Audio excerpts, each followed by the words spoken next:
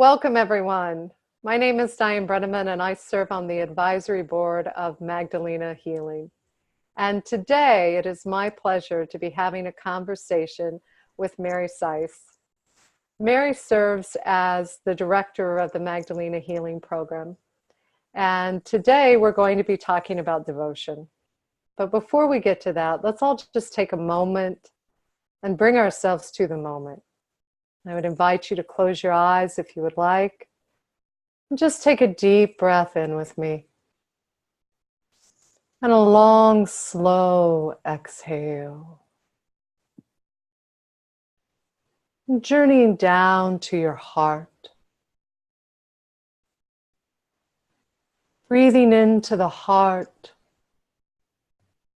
Invite the presence of Mary Magdalene to be here with us today.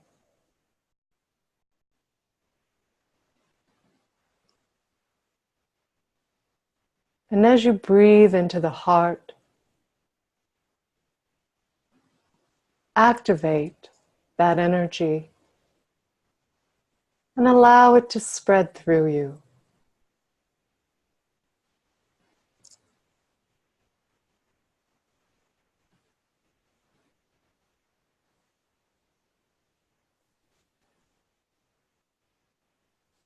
And opening your heart,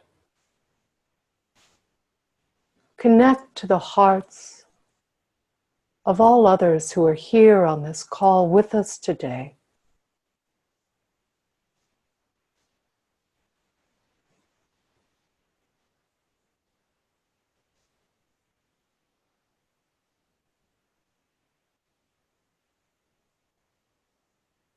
Creating a grid of this Magdalena presence.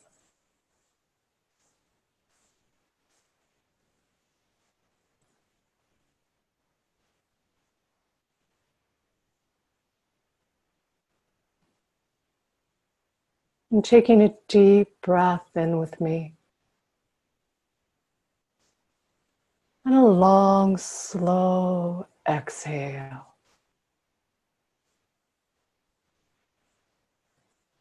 When you're ready, from that heart-centered space, slowly open your eyes.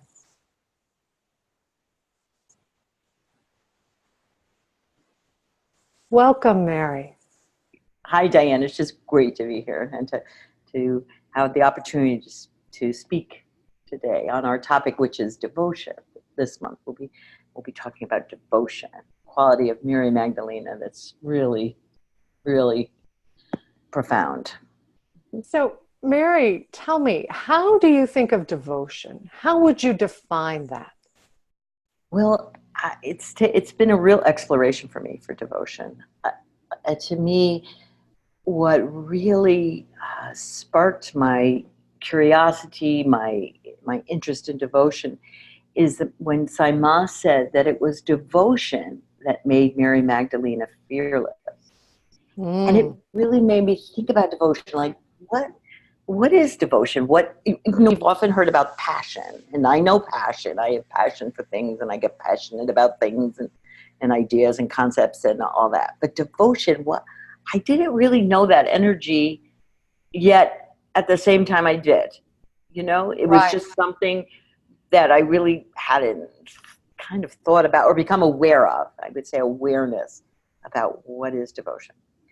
And as I began to go deeper and deeper into it, I realized that passion for me was, the distinction might be that it's more mental. It's more of a, excitable kind of thing, which I can get real good at. Devotion is from the heart. It's different. It's different. It's a different feeling. It's a heart-centered feeling.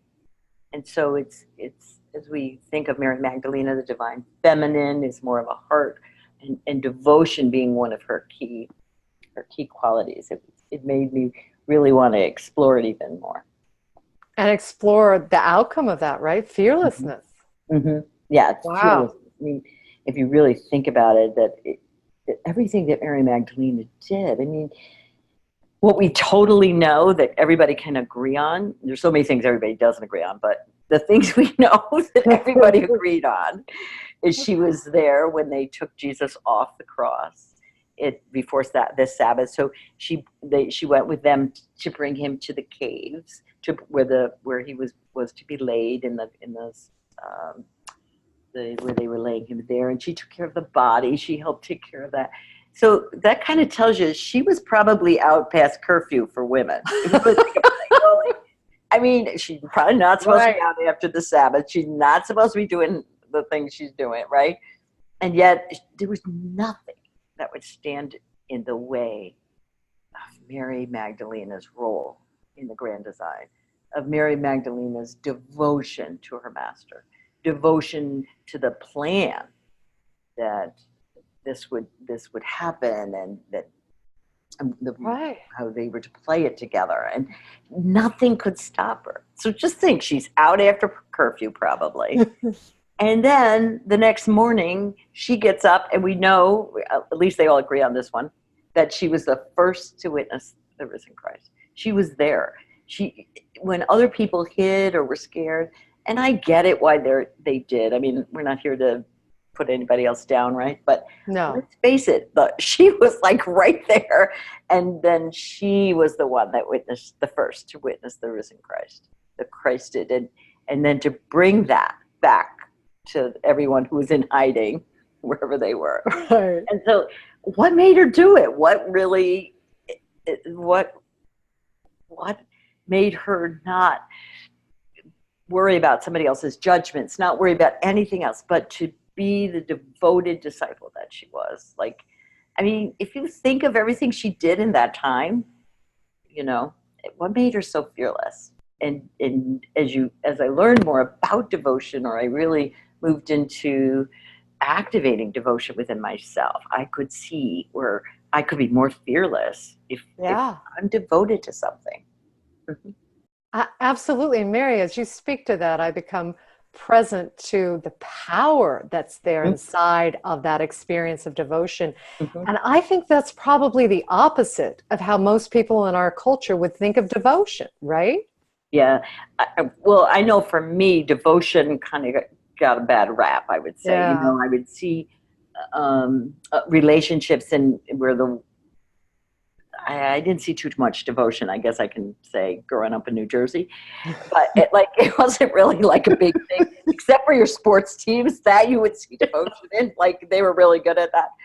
But like devotion of someone for another, usually it was the women that seemed more devoted. Obviously a heart thing, maybe more feminine, I don't know, back then.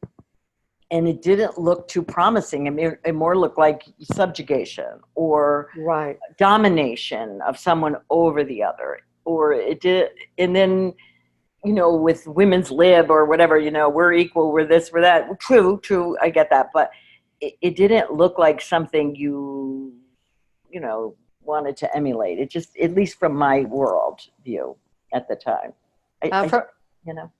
From mine too, Mary. I think my impression was that it looked weak, like someone would take advantage of you. Yeah. Right? Yeah. I think for me that was there because I saw it as like being devoted to another person, as you just said, as opposed to being devoted to the light. The light in that person, the light in me, the light of God. The divinity of that person. When you really get the true essence of devotion, you're devoted to the divinity in all beings. So it's a heart thing. It's a real heart thing. It's not a dutiful, weak thing at all, to be devoted. I remember the first time I saw devotion with two people was I guess humans, we could call them, was my husband's parents. They were devoted to and it was to each other. And it was so beautiful. I've never, it wasn't anything with, my friends or anybody I was witnessing, my parents even, where you would be that devoted to each other. And it was the most beautiful thing I ever could witness. And most of us didn't quite get it. But it went both ways, and it was magnificent. It was precious. Did that ignite something in you, Mary? I think so, but I still think I was too scared of it. I think, Yeah. it was more at a time where I'm like, I'm not so sure. I mean, now I certainly like love it, and I've activated devotion more in myself and cultivated it more because, as you know from the teachings, everything is within us. It's just for most of us, if you don't see something, you don't activate something because you have fear over it. For example, like it would be like a candle that you have snuffed out, or you can't. It's there, but it's just so dim because of the fear over it. And then once you see it, it ignites something, but there still can be fear.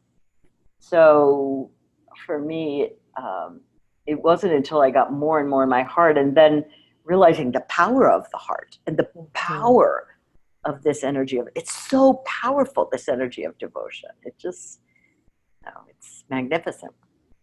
And what has that journey been like for you, Mary? What has that brought to your life? Well, I could say that this journey, we could call it a journey really to the heart, okay, which for me was given where I grew up and what I did to survive, just like everyone, it was kind of like, put that down. You're only going to get hurt. It's like put a thing around your heart. And even though there was many, many people that loved me, and I know it, I know it, there was a knowingness about that. And I loved, it was more guarded, I would say. And it wasn't until more recently, I would say the last 6 years, 7, 8 years, maybe more, when it got ignited and the layers of fear began to fall away, that then someone's like, oh, you didn't even know what you were missing because you never really had experienced it much. And so then and then the other thing is, you have to almost see the value of something before you drop the fear. Like, Right. It didn't look, as you were saying, it looked weak to be devoted. It looked weak to be, so much in your heart. It looked like, someone's going to, take advantage of you. Or growing up, like, the guys were having a heck of a lot more fun than the women were, or the girls were. And, it's like, come on, I can play baseball. I can do that. So you kind of like put these layers between you and who you really are. I remember, Mary, in one of the Magdalena weekends, something that you said that so struck at me was to ask yourself, what in the world is worth closing your heart for? Right. Yeah. That was a decision I made. It was, I mean, believe me, I was really good at closing my heart down and making judgments. That's a great way to close it down. And just, kind of having opinions all over the place, of course. And then I just, at one point in my illustrious, usually in trouble career, I just made the decision, nothing's worth closing my heart for. Nothing. Yeah. Nothing. And so I just committed myself to keep it open. And then you have to practice that. So, yeah. It was a process, trust me. Well, whatever. So it's a path of cultivation? Yes. Because you almost, when you start, you have to talk different. I couldn't be Irish sarcastic. That I've got real good. I could come back at you with a zinger, because I had a lot of brothers growing up, brother siblings, who cares what my reason is, but like, I was really good at that. So I had to like almost learn new languaging.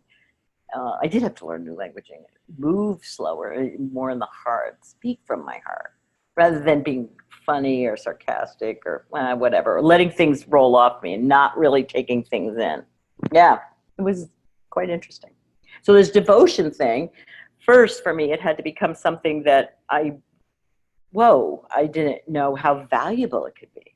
Yeah. I didn't know like what it feels like to be devoted until I really got moved into this path of devoting myself to the light that I am, and that you are, and that we all are, the oneness, like how can you be in oneness if you think you're better than somebody else? It doesn't make sense. No, Like, so I had to yeah. drop judgment. I had to like really look in a different way, from a different angle, and kind of unlearn some of the stunts I learned to survive. And so, But the Mary, devotion thing is so, it's not something that we usually see in a Western culture. And yet in many of the Eastern traditions, they cultivate this devotion. This devotion to the light, it's expected. From a young age, you're devoted to the God within. You know, I don't know about you, but nobody was saying namaste in my house. You know, like I honored the divinity in you. no, There were no no, namastes at my house. So, like, I mean, we didn't know that, like an honoring no, of the light, or that there even was a light in the other guy, you know? no. It's It always, was it was a worshiping of the external, as yes. opposed to a path of creating an embodiment in you and then expressing And, that, and, right? and then knowing that that's in you too, that we're all divine, of divine beings walking around. Like, who knew that? Who knew? They weren't selling that in my house. But, or what, I mean, yes and no. I mean, my mother was very devoted to Mother Mary, and we were Catholics, of course, with all our kids. Um, but, you know, and there was that kind of devotion that I saw. I did see that, but not to each other, you know, not to the light in each other. And it's not like it's not that you're devoted to the other person, No. that they're, you know, successful in school, or their success, that's conditional. It's, I'm devoted to the light that you are, that your expression of it, that I see the light in you, no matter what you look like, how much money you make, how much, it's not conditional. Yeah. Wow. And Mary, and when you stepped into this place of devotion, then what happened with regards to your relationships? Well, in terms of my relationships with those that I love, it was easier for me to just allow them to be, and to be devoted to their light, to their own expression of it. Okay, so that part was just easier, rather than trying to control the behavior, or how it appeared to others, or others' judgments of what they were doing, how I was, especially as a parent. You know, it began to change. I saw that happen. The other thing I found that with devotion for me was, it wasn't unusual for me to be like so focused on a million other things, you know, like a million things.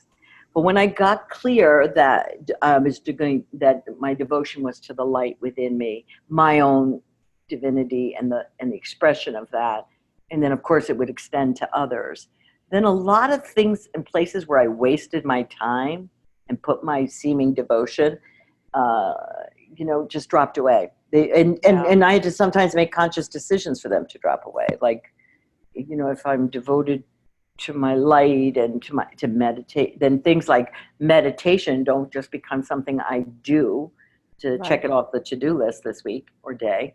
It's like I'm devoted when I'm like to my soul, to my soul's expression. What did my soul come to do? I would ask myself, what does my soul want to do today?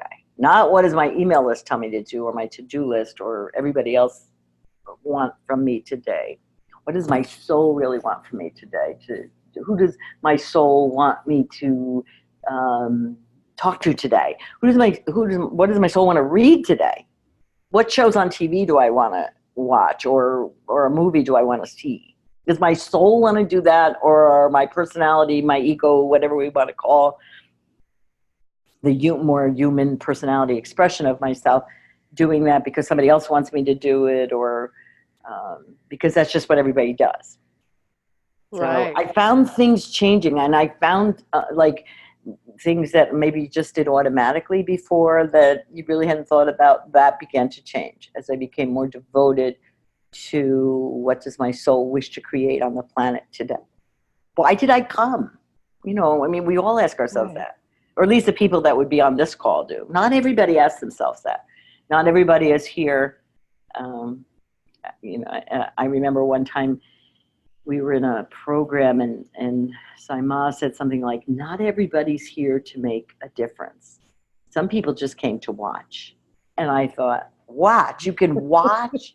Nobody told me you could watch. Like, Who you know, knew? who knew you could watch? Like, I'm trying to change everything around here because I think it's nuts.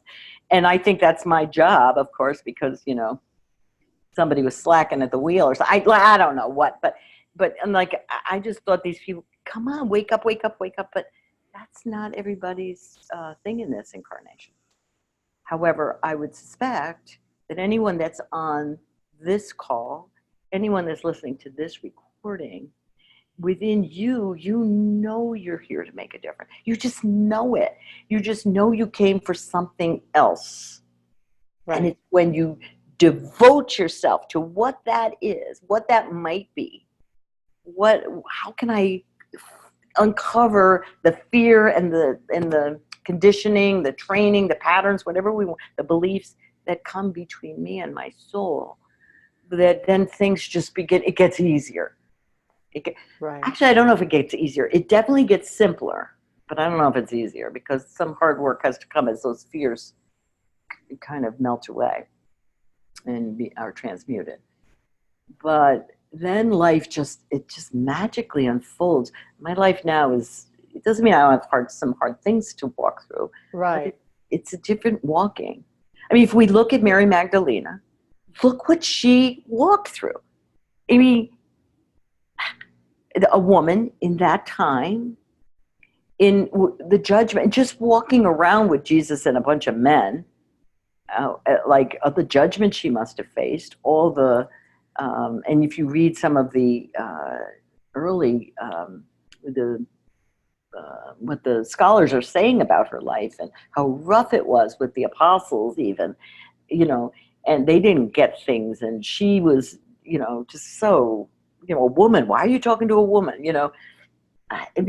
Yet she just stayed the course for the light, for what she came to do in this incarnation. I mean, what a role model, you know? Without a doubt, right? And don't you think, Mary, that so much of that came because of her embodiment? She knew who she was first, and then her doing came from that. Yes. It's her devotion that allowed her to take the action that she did in this world, as opposed to just trying to figure out what she was supposed to do and doing it. Yeah. It's her devotion to her soul, to her light. And then people may say, well, what do I do? That it sounds like a good idea, but how do I do it, right?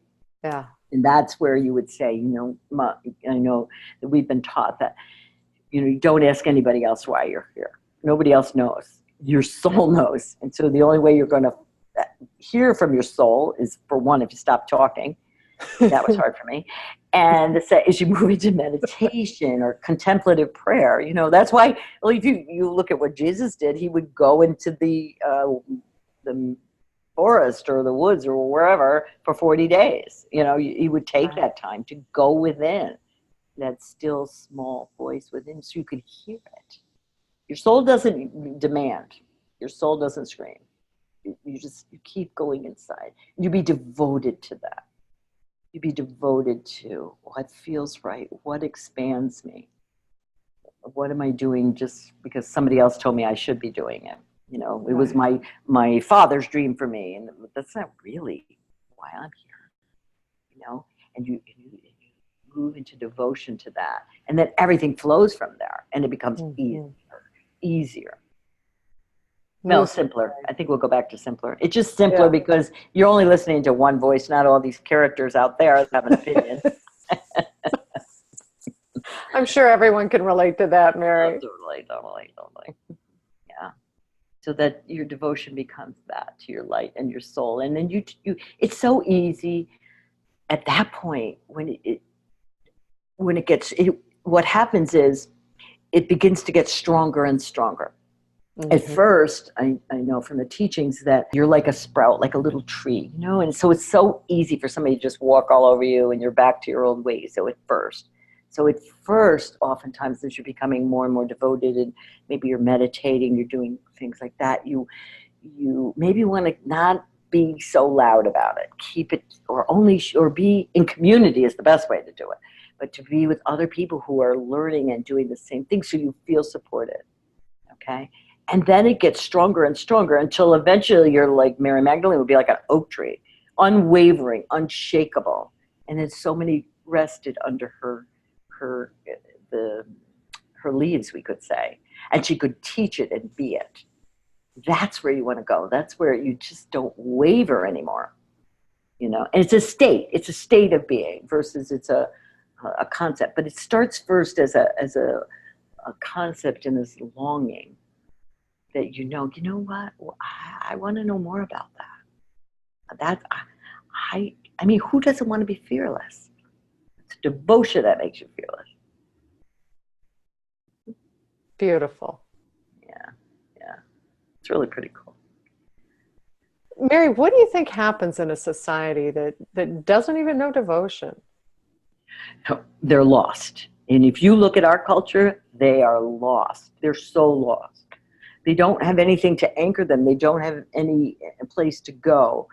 And then you'll see, just like in the readings, probably when you were a little kid in school, the false gods, you know. So they're devoted to power or money or success or what I'm wearing, or these false gods, these like things that are so temporary, just temporary. And then what will begin to happen, because your soul, you're so off the path of your soul, okay, that your soul is just waiting and waiting for you to look at me, look here, because the soul knows. So then what usually happens is when you have a big fall, okay, so it blows up. So you'll see people, they'll lose all their money. Anything that's their false god, you know, because, you know, as we know, there's nothing wrong with money. It's an energy. You just share it, you play with it, you send it around, you bring in more. It's really easy, okay? And there's absolutely nothing wrong with money. However, if you put money before your soul, you're gonna lose it all, because it's done out of fear and because you're lost. I mean, look at all the people that they lose everything, or they end up in prison or whatever. Now they have to go back to, I mean, you want to talk about a little bit of quiet meditation time, go to prison. You know, that's, you laugh, but I'll try to skip. Yeah, exactly. That if you look at like some of the people in our time, you know, like Gandhi was in prison for a long time, Nelson Right. you can reach enlightenment in prison. I thought, leave it to there. Here I'm out here working, and they're enlightened. Like, you know, come on, I think I'm going to work to get there. But because why? Because the false gods are gone. I mean, you have nothing. Right. Stripped down to now you with you. It's you with you. Now, again, that's one way to go. I just think a better idea might be you join a spiritual community, you read some good books, you don't false gods. You meditate every day, you cultivate your inner space. You still have your freedom. You know, I don't want to go, but that is one way to get there. Mm-hmm. Yep. Yeah. But to me, one of the key things in our society right now is to find communities, and that was a big thing of Mary Magdalena. You know, we know that Jesus's ministry, his public ministry, was for 3 years, for the most part. They say 3 years before he was crucified. And Mary Magdalena, what she did after the crucifixion, at one point she went to the south of France. There's grottos there. There's beautiful places for her. She went many places, according to some of the scholars that write about her now. And so if you think of the many decades that Mary Magdalena went and spoke of the Christ, of Jesus, what Jesus was, the teachings of the Christ, of this Christed consciousness, this level of consciousness.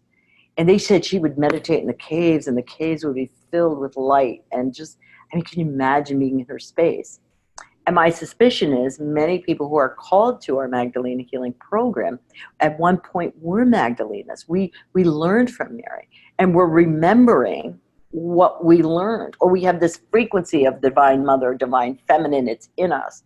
And what's happening, especially with the power of the initiations that we've received, and it's like it's being woken up in people that are coming to the Magdalena energy. And Mary Magdalene, she created communities, because obviously in the world at that time, it was probably impossible to hold the light by yourself in the Western part of the world. You know, again, we know in India and many of those, they've held the light for us, and they've had ashrams and places where you could go, be in community and know the teaching. They didn't lose the teachings as much as the Western, more of the Western cultures. And for example, devotion in Japan, they know that energy of devotion. They've seen it. True. It's just part of their blood, we could say, or their culture. They know it. It's just us Westerners, it kind of got a bad rap, I would say. So maybe we reignite that, huh? That's our role. That's our role. We reignite the power of devotion. Everything is in you, everything. But some things are just dormant. So we have the ability to ignite that within ourselves, and especially as we come in contact with others that then have it ignited, that have it ignited in them, then it's easier to ignite it. Just as I said, as I saw my in-laws with this devotion, it ignited it. Now I can snuff it out or kind of keep it down, but it ignited it. It's something like, wow, that looks safe. That looks delicious, you know? That Yeah. looks wonderful, you know? Beautiful. My suspicion is, as I said, many people in this program, on this call, have that same desire within themselves. It's like a burning desire. And as I pour devotion into that burning desire, it just gets bigger and bigger and bigger. And then ideas come to you. It's simpler, not easier, but simpler. Because your focus is on that, not all the other distractions, judgments, other people's opinions. Just like Mary Magdalena, devotion to the light. And now is the time for that.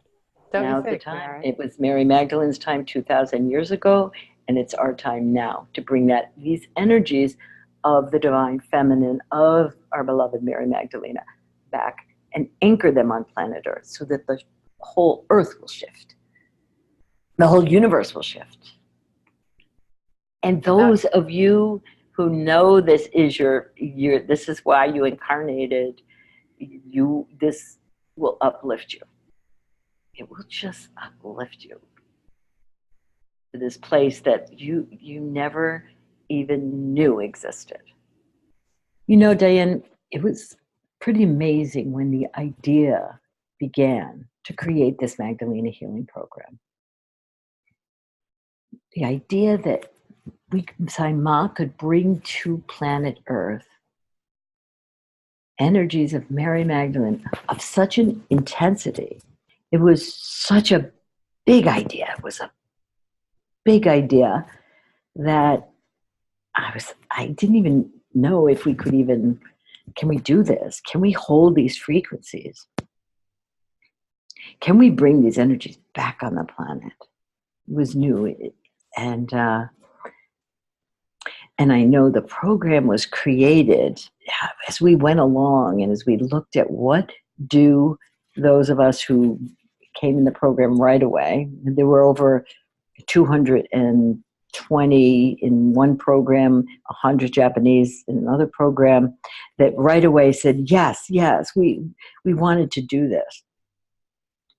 And we developed this program, and it was miraculous what I was seeing.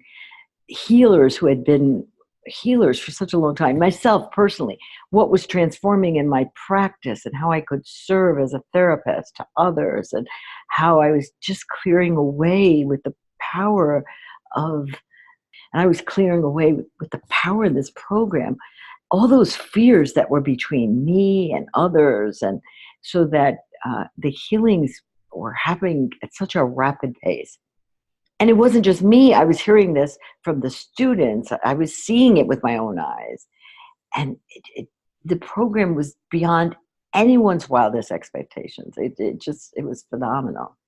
Until we came to the place in December, a year ago, where we were able to actually receive this initiation from a living master. It was miraculous.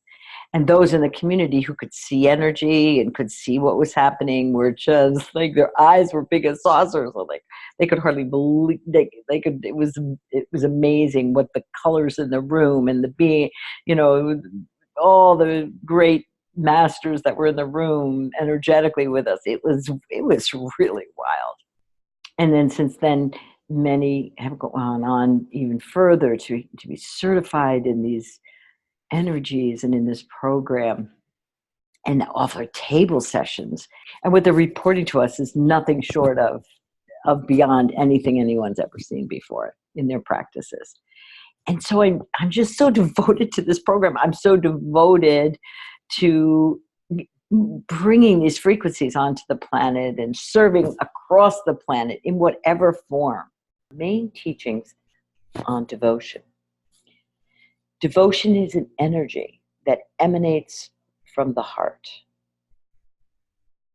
Each one of us has the energy of devotion within us. It just may be dormant. It is our choice to activate and to cultivate the energy of devotion within us.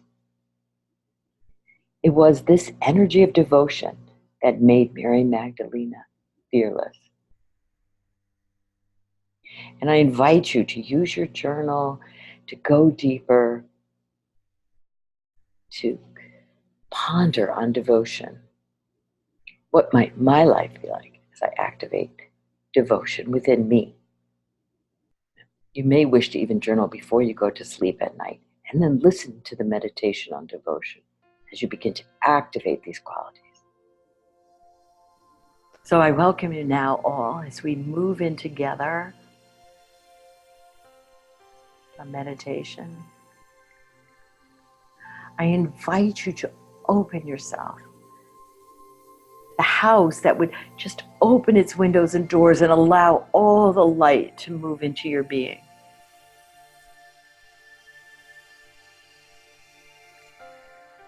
Allow this light to move into your brain, especially into the limbic, the middle part of your brain, where our fears are stored. Allow the light and the light of devotion to transmute the fears.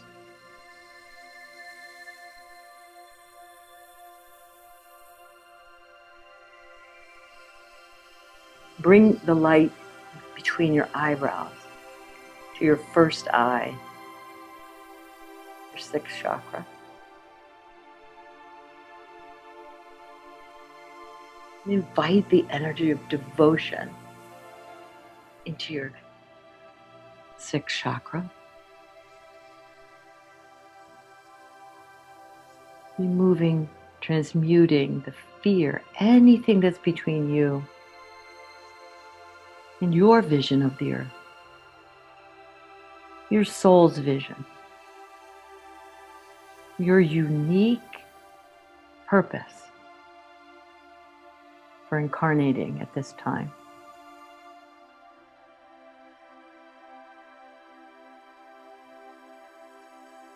And then with another breath, bring the light of devotion into your throat.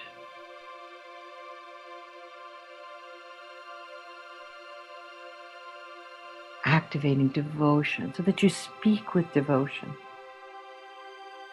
In devotion, you speak with love. Devotion to the light in the other.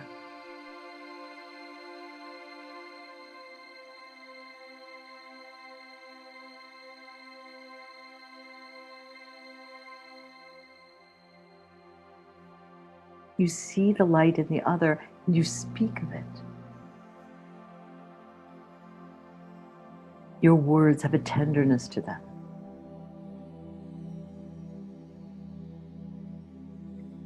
And then with another breath, bring this light down to your heart chakra and allow your heart to even open more.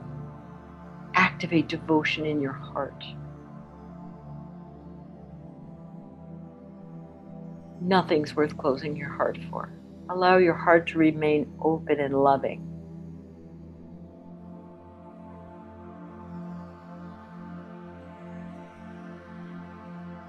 Love for the sake of loving. Unconditional love. Devotion.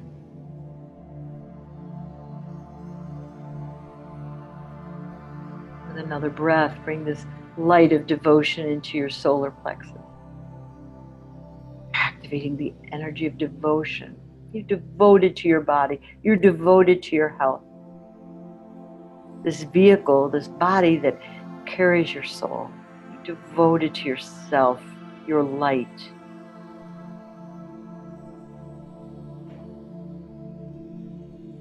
With another breath, bring this light into the second chakra, which is between the navel and the base of the spine.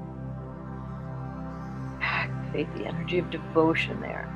You allow your creative juices to expand with devotion, to create what you uniquely came to create.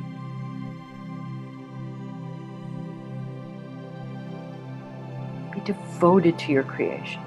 Create with the soul. What does my soul wish to create today? Be devoted to that.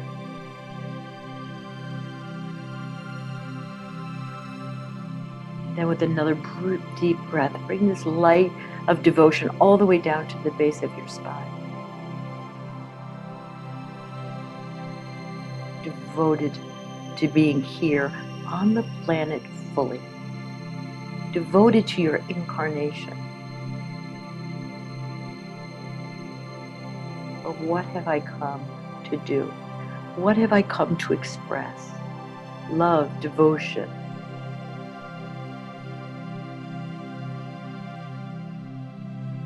Devoted to that. Then with another breath, bring this light down and out the soles of your feet, all the way down to the core of Mother Earth. See yourself standing there in this crystalline core. Your unique footprint there. Yes, I've come to Earth. I'm devoted to why I truly came.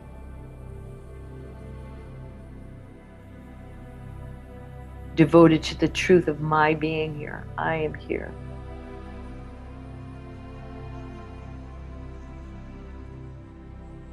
Another breath. Move your awareness back up through the soles of your feet into the heart. And now expand devotion out to the aura around you.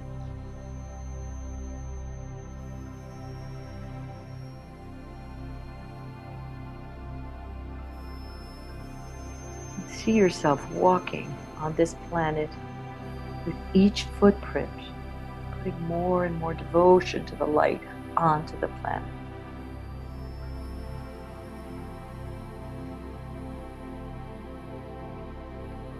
Each person that you touch, activating devotion, devotion, putting devotion out.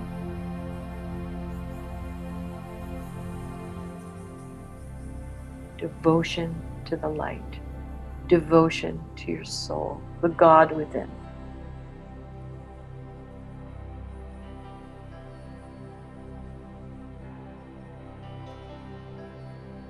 Allow this light to expand to your community, your home, your community, your state, your country, the whole planet. Activating this devotion, unshakable devotion to the light.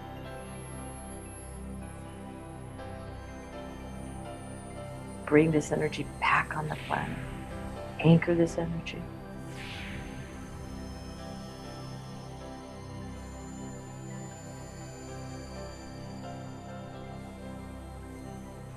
Fearless devotion. Why you are here, why you incarnated.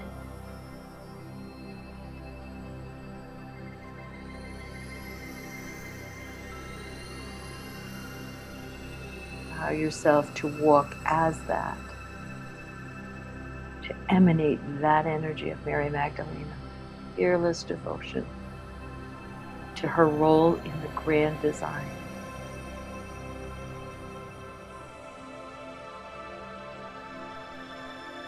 I am devotion. I am devotion. I am devotion.